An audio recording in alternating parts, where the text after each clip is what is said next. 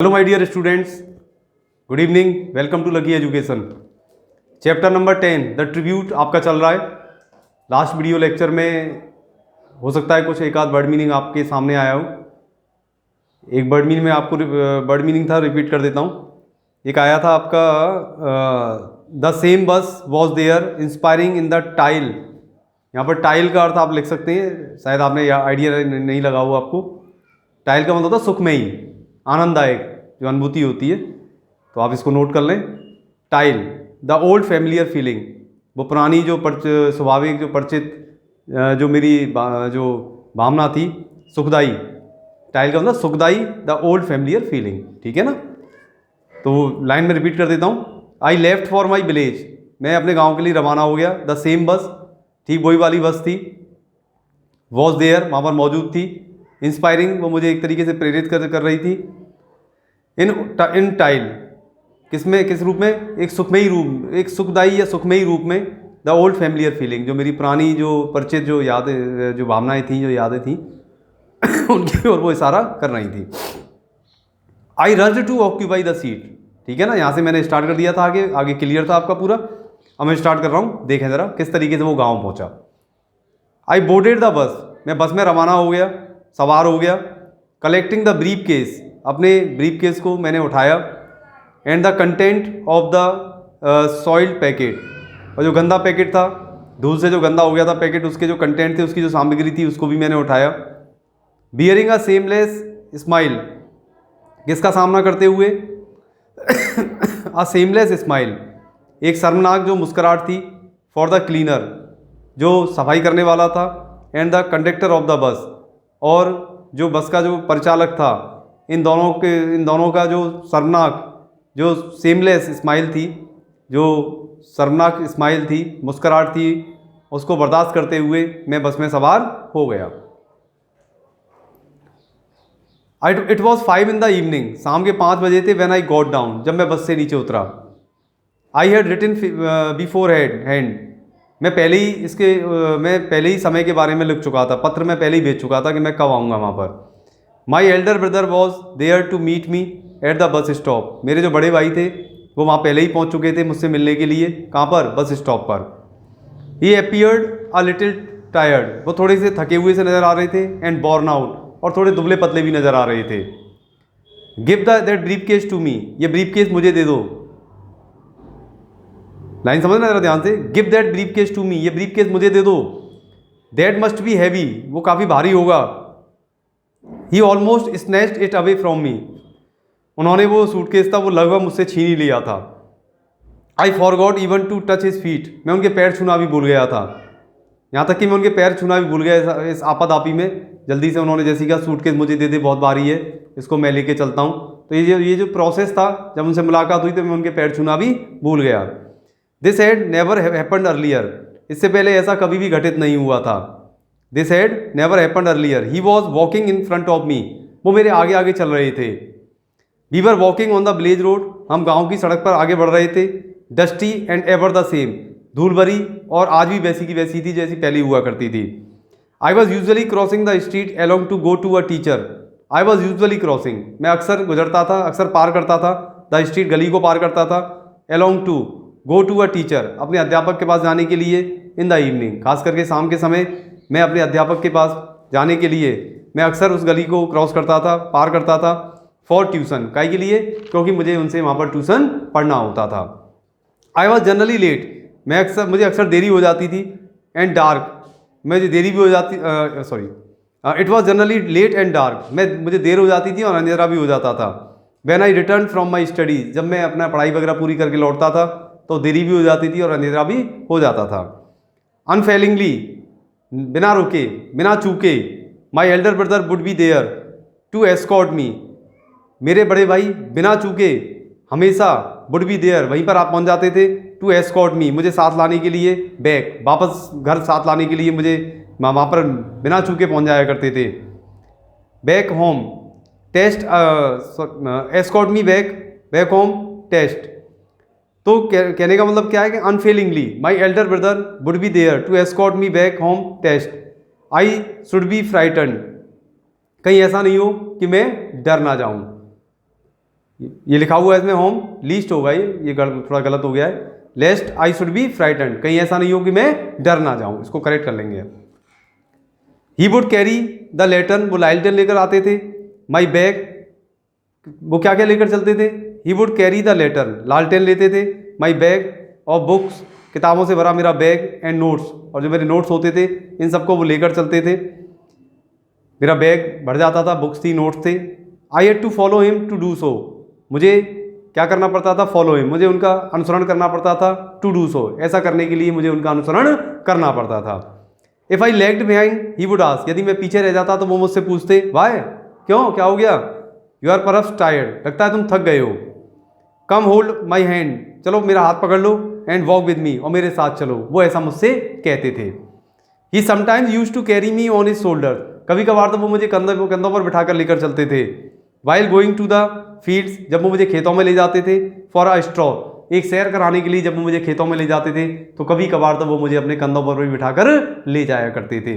ये होता है बड़े भाई का प्यार जो इसके अंदर बताया गया है। और फिर मान लो बात बंटवारे की हो जाए तो क्या होता है कि बहुत ज़्यादा दुख होता है, बहुत परेशानी होती है, क्योंकि बड़े भाई ने एक तरीके से एक पिता का रोल प्ले किया था बबली के साथ, तो वो भुला नहीं पा रहा था। और वो चीज़ें बार बार जैसे जैसे वो घर की तरफ आगे बढ़ रहा था वो सब वो रास्ते, वो खेत, वो मैदान, सब चीज़ उसको बार बार रिमाइंड करा रहे थे कि उसके भाई ने उसके लिए कितनी मेहनत की थी, कितना त्याग किया था। वो चीज़ें सब उसके सामने आती जा रही थी। आगे देखें जरा। The bus stop was some distance from the village, जो बस स्टॉप था वो गांव से थोड़ा सा दूरी पर था। I had fallen behind him, मैं थोड़ा सा पीछे रह गया। ही स्टॉप्ड एंड आस्क्ड, वो रुक गए और उन्होंने मुझसे पूछा the same old question he used to ask, वही पुराना प्रश्न उन्होंने फिर दोबारा से पूछा जो पहले वो अक्सर मुझसे पूछा करते थे। कहीं क्या क्या पूछते थे? अभी थोड़ी देर पहले ही आपने पढ़ा, क्या पूछते थे? थक तो नहीं गए, परेशान तो नहीं हो गए? I just could not speak, मैं तो केवल बोल भी नहीं सका।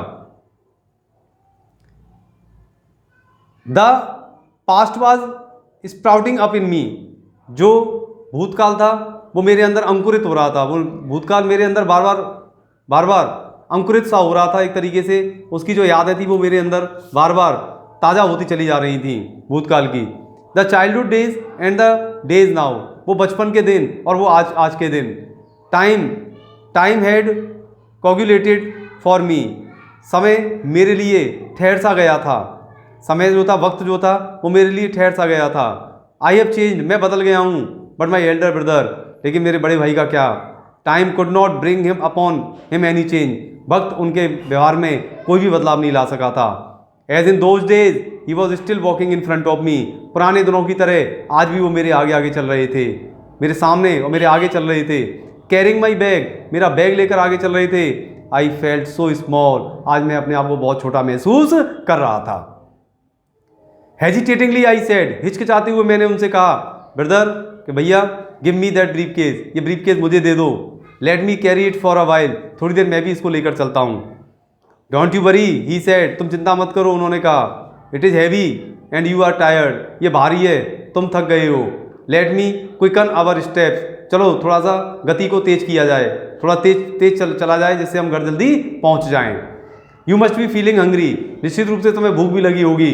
It is time for the evening meal, शाम के खाने का वक्त हो गया है। I followed him in silence, मैं चुपचाप से उनका अनुसरण करता चला गया। मैंने कुछ नहीं कहा, लेकिन मेरे अंदर ही अंदर कुछ क्वेश्चंस बार बार सामने आ रहे थे। पुरानी जो यादें थी वो लगातार ताज़ा होती चली जा रही थी। वी रीच्ड होम, हम घर पहुंच गए। इट वॉज ऑलरेडी डार्क, अंधेरा हो चुका था। The time for the lighting of bisque before the sacred tulsi plant, it was already dark. The time for the lighting of bisque, दिया जलाने का वक्त हो गया था। Before the sacred tulsi plant, पवित्र तुलसी का जो पौधा था उसके आगे दीपक जलाने का वक्त हो गया था। अनलाइक दोज डेज, उन दिनों की तरह, none of my nephews rushed toward me, मेरे कोई भी भतीजे जो थे, जो भी भतीजे वगैरह थे, वो कोई भी रश्ड टुवर्ड्स मी हाउलिंग, वो चिल्लाकर मेरी तरफ दौड़ते हुए आते हुए नजर नहीं आए जैसा पहले आते थे। अनलाइक दोज डेज, उन दिनों की तरह, नन ऑफ माई नेफ्यूज, मेरा कोई भी भतीजा जो था, रश्ड टुवर्ड्स मी हाउलिंग, शोर शराबा करते हुए मेरी तरफ, चिल्लाते हुए मेरी तरफ भागते हुए आते हुए नजर नहीं आए। हियर इज अंकल, क्या कहते हुए? हियर इज अंकल, ये रहे अंकल, अंकल आ गए। My sister in law did not run from the kitchen to receive me, मेरी भाभियाँ भी मुझसे मिलने के लिए किचन से बाहर नहीं आई। I was all quiet and calm, मैं पूरी तरीके से शांत था और चुप था। Only my mother came and stood near me, केवल मेरी माँ मेरे पास आई और आकर खड़ी हो गई। The second brother and his wife were nowhere to be seen, बीच वाला भाई और उसकी पत्नी कहीं पर भी नजर नहीं आ रहे थे। इन द एंटायर हाउस, पूरे घर में, there was an air of unusualness, पूरे घर में एक परेशानी का माहौल था। Rather the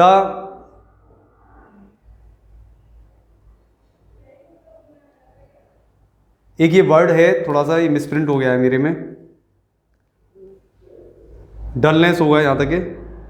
rather the dullness of the graveyard, जो रूखापन था, आंगन का जो रूखापन था वो बिल्कुल साफ दिखाई दे रहा था। आप देख लेना, मैं अगले वीडियो लेक्चर में इसको क्लियर कर दूंगा, ठीक है ना। There was an air of unusualness, एक असहजता का माहौल था। Rather the dullness of the graveyard, शायद हो सकता है ये डलनेस हो, जो आंगन का जो रूखापन था, ग्रेवयार्ड था, कब स्टिलनेस होगा, ये स्टिलनेस सही है। अब आ गया, क्लियर कर लीजिए, स्टिलनेस, ऐसा लग रहा था जैसे कब्रिस्तान की सी शांति। अब हो गया क्लियर, ग्रेवयार्ड से क्लियर हो गया, ऐसा लग रहा था जैसे कब्रिस्तान की सी शांति।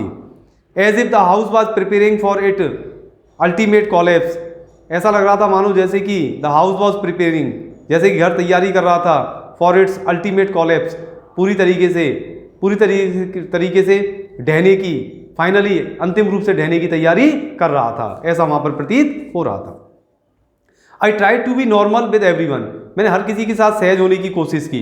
But there was that abominable lull, लेकिन वहां पर एक बहुत खराब चुप्पी नजर आ रही थी। ऑल अराउंड, चारों की चारों तरफ, हर तरफ एक बहुत ही खराब, बहुत घिनौनी सी चुप्पी नजर आ रही थी। लल माने था चुप्पी, और एबोमिनेबल माने घृणित, बेकार, खराब।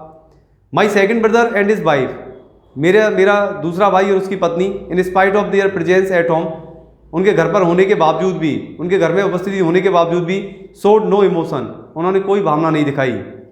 दे were all set for the partition, वो विभाजन के लिए पूरी तरीके से तैयार थे।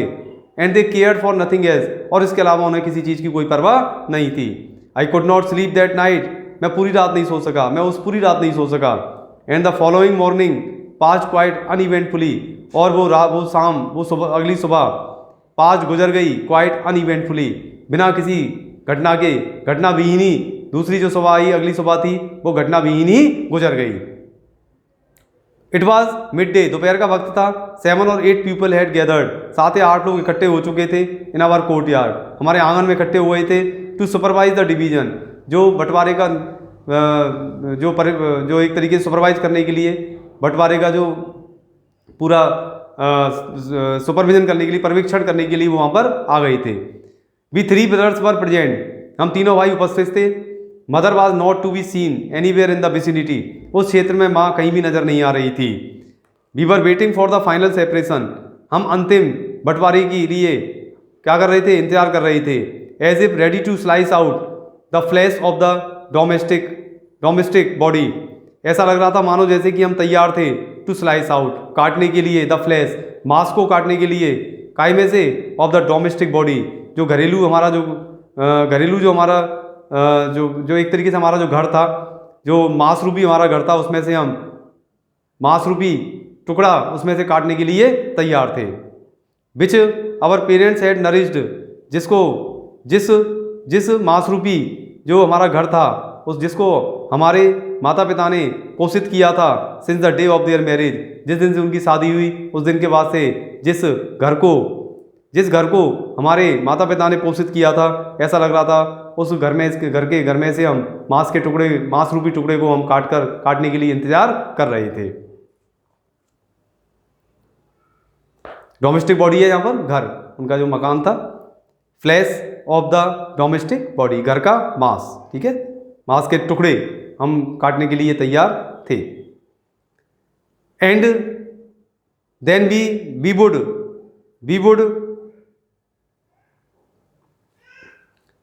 Would run away in 3 different directions clutching a piece each. थोड़ा सा मिसप्रिंट हो रहे हैं, बट थोड़े फेड अप हो गए थोड़ा, इसलिए थोड़ा रुकना पड़ रहा है मुझे। And then we would run away, और उसके बाद हम भाग जाएंगे इन 3, हम तीनों की तीनों डिफरेंट डायरेक्शंस, 3 दिशाओं में भाग जाएंगे। क्लचिंग अ पीस ईच, पकड़े हुए, जकड़कर, अ पीस ईच, 3 टुकड़ों में, हमारे घर का जो टुकड़े होंगे उन टुकड़ों को पकड़ पकड़ के ऐसा लगेगा जैसे कि हम 3 दिशाओं में अलग अलग भाग जाएंगे।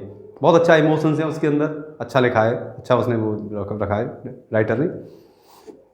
उसने कहा जब हमें ये मांस रूपी टुकड़े हमें मिल जाएंगे ना घर के, इनको हम पकड़कर तीनों अलग अलग दिशा में भाग जाएंगे। All the house hold articles were heaped, घर के जितने भी घरेलू जो सामान था उसका ढेर लगा दिया गया। इन द फैमिली कोर्टयार्ड, परिवार का जो आंगन बना हुआ था उसमें। These were to be divided into 3 parts, इन सभी को 3 भागों में बांटा जाना था। All the small things of the house, घर की हर छोटी छोटी चीज़ों को बांटा जाना था। ऑलमोस्ट एवरीथिंग मूवेबल, हर जो चल संपत्ति थी उसको बांटा जाना था। चल स्टार्टिंग फ्रॉम द लेडल्स, सबसे पहले जो चम्मचें थी, made out of coconut shells, जो नारियल की खाल से बनी हुई थी, एंड बम्बू, और जो बांस की जो कलंगियाँ थी उससे बनी हुई थी, उनको बांटा जाना था। टू द लिटिल बॉक्स, कहाँ पर रखी हुई थी? एक छोटे से बॉक्स में। तो क्या था, सबसे पहले स्टार्टिंग कहाँ से होनी थी? From the ladles made out of coconut shells and bamboo to the little box, से लेकर छोटे छोटे बक्से थे। Where father use to keep his betels, छोटा जो बक्सा था जो बना हुआ था जिसमें कि पिता अक्सर अपना पान रखा करते थे।